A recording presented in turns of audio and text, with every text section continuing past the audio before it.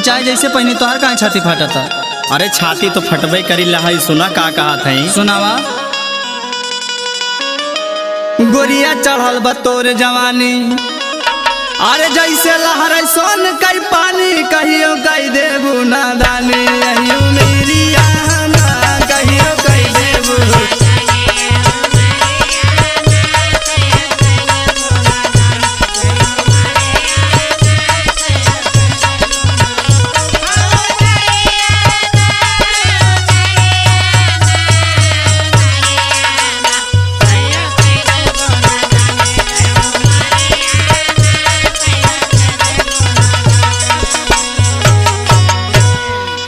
अरे जालू दई के ओठ में लाली, तोहार का है छाती फाटता। सुना काहे फटता। सुनावा।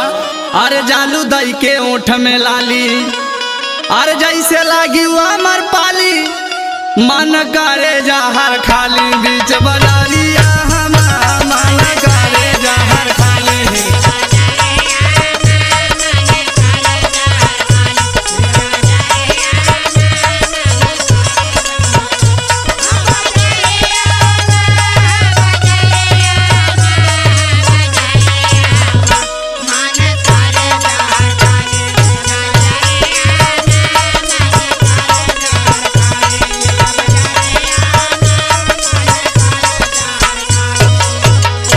ये देखा जवान संभार की बात की है हमसे।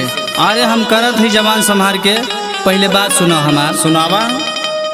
अरे भगवान देले गजब सुघराई, वो तो देले है ये है। अरे ये खेरा खातू बचाई, अरे जैबू मोल बिन बिचाई, यही बाजारिया जैबू मोल बिन बिचाई।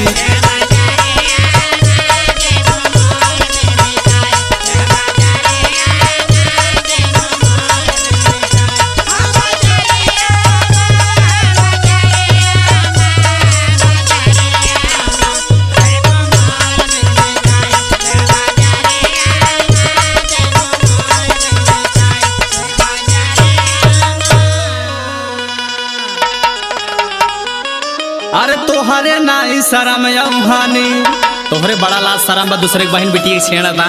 चाल चले लूसी ना तानी, और नहीं चाली माना मानी, यही ना गारिया नहीं चाली माना मानी।